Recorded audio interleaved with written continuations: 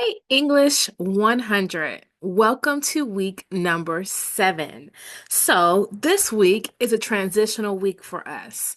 So, we have our E2 assignments and we had our conferences last week. I was thrilled to be able to talk to you all about your writing and to be able to see so many of your papers. Remember, if you didn't have a conference with me last week because that time or day didn't work for you, you can always send me an email so that we can see if we can work something out in the few days we have before that E2 assignment in English 101 is due. Again, that assignment was extended, so it's due Monday, the 4th of sorry, March. So again, Monday, the 3rd of March is when your E2 assignment is due, and it was extended. So if you've already turned it in, don't worry about it. But if you haven't, you have a couple of days to finish up whatever it is that you're working on. And I highly suggest if you didn't get to have a conference with me and you can't seem to work out the time, that you at least take it to the Success Center before you submit that paper via your English 101 Brightspace page. With that said, week 7 in 100, of course, we're going to start with our weekly discussion boards. Again, I'm going to course tools and then discussions. And then we're going to scroll all the way down to our composition week. Oh my goodness. 7. So this week we're working on attitude, in particular, having a successful growth mindset. So you'll see there's a couple of videos, 3 in total for you to watch.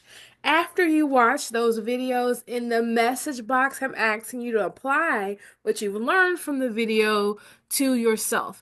So it says we often become so fixed in our thinking or concerned about looking foolish that we hold on to our beliefs despite new information to the contrary. When you find out that you were mistaken or need to update your thinking, welcome it and be prepared to laugh at yourself. Focus on improving rather than proving yourself. All of us have been here at some point. And that's what I'm asking you to talk about in this discussion board. Sometimes sharing our mistakes and learning can provide a sense of freedom for yourself and for others. So after the reading, after thinking about it, I want you to write me one little short paragraph that explains a belief you once held that you now believe you were wrong about. And then, in another short paragraph, explain what you learned from being wrong about that particular thing. And that's it. We're going to reply here as we do every week. So I'm going to go back to our homepage. Every week, of course, we have our announcement over here. It has our information from our calendar. So we know that in addition to doing our weekly discussion for attendance, that we're going to reread, I assume reread, because I assume you've already read the E3 upcoming assignment at least one time. But if not, here's the link to it. You're going to watch the video about what not to do, thinking about changing some bad habits we might have picked up along the way, and then do some pre-writing for your E3 assignment as it's coming up. And that's it in 100 for this week. As always, if you have any questions, comments, or concerns, go ahead and email me.